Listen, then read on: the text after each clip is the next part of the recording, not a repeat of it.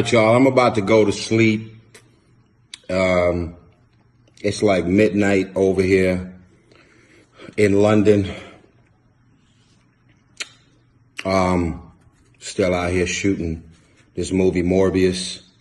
I got probably like 10 days left. And I know I left the video earlier, but I really wanna drive this point home real quick.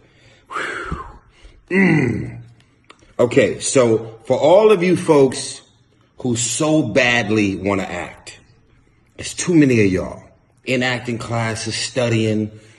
Everybody is focused on, in most cases, they're focused on 3 jobs. If you're a non-Hollywood person, I want to say that again. If you're a non-Hollywood person, most people specifically know about 3 jobs: the star, the director, and the producer. Let that marinate. I've been on movie sets where there's been 750 people that's been on a job for all of 6 to 7 months. You got guys that work on movie sets prior to the actors ever showing up. They're building, they're carpenters, they are designers, they are set builders. They got all these jobs. They are living in the middle class. Then the actors show up. We do our job. The directors is directing every scene. We're using these artificial fake sets. Everybody works, everybody eats, and then we all leave. The movie comes out. Everybody continues to stay focused on who directed it, who produced it, and who's starring. It is so fucking wild how my first movie experience, this is me. I'm fresh off of singing Sweet Lady lately. I'm calling myself fresh off the Coke commercial. I have never been on a movie set a day in my life. My first movie was Baby Boy. I get to the set. I love telling these type of stories. I get to the set. Listen to me. Listen to me. Directors, producers, and executives at movie studios, when they get into pre-planning, keyword, pre-planning, they come up with a full list of all of these different roles, jobs, and categories on movie sets. Let me just give you a few. There's hair, there's makeup, there's wardrobe, there's lighting, there's grips, there's electronics, there is camera operators, there's the people that do the focus, there's the DP, which stands for Director of Photography, there is catering, can't eat without catering, every job imaginable. My first movie was Baby Boy. I think our budget had to be between $12 to $15 million. My first movie experience, every job in every category, but all of a few, were all African American. All of them. And I'm thinking, this shit is normal. My nigga. Every movie set I went to for at least a few years, never seen any black people, Latinos in sight ever. Go down my resume. Look me up. So it is amazing to me that when you have diverse intentions, when you are intentional with what you're doing, it shows up. Now, what's also crazy to me is this. Black people in Hollywood have been told that movies with a predominantly, this has been an old racist Hollywood practice. Very different now, I must say, and I'm proud. But there's been an old racist perception.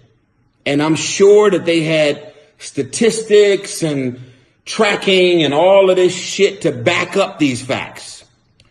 But this has been a perception that's been around for too many years that movies with predominantly black cast will only do so well in the US, and they especially don't do shit internationally.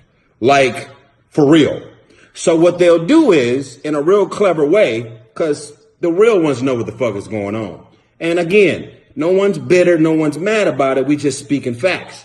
What they'll do is, they'll go with a black man or a black woman, but they'll go super light skinned, super bright. I'm talking about, black is black. And of course, we all know that black comes in all shades. There's even black folks that are albinos, all the above. Mulatto, black, yellow, don't get caught up in that part of it.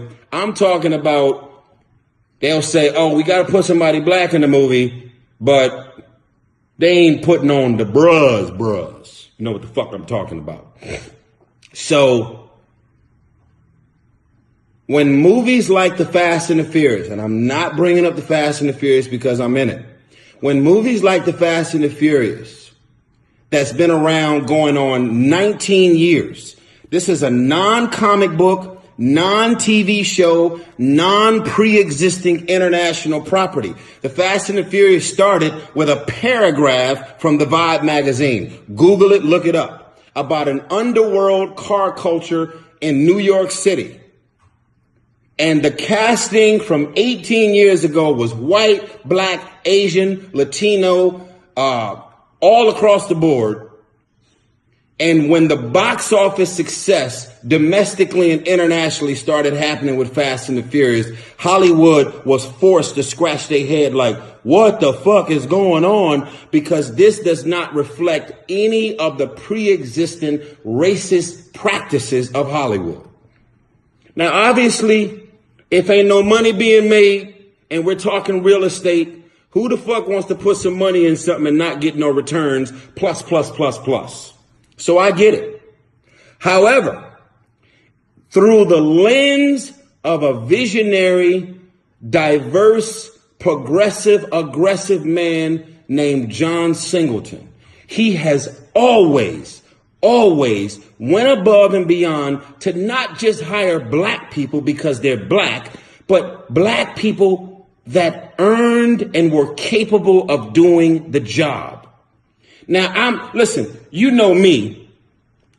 I'm so fucking happy when I go to Oscar events and Golden Globe events. I feel like a hot piece of chocolate walking in that motherfucker. I got people in Hollywood looking at me like they ain't never looked at me ever. And I'm sitting back and I'm like, holy shit, this all started from hashtag Oscar so white, et cetera, et cetera, et cetera. And all of the people putting their footing down, speaking up on how women are paid less money than the men, how there's no Asians, no black, no Latinos, how we may end up with an Oscar nomination and we're sitting there and we're like, holy shit, it's about to happen. And they continued to pass the awards out to all white people and kept on leaving us out.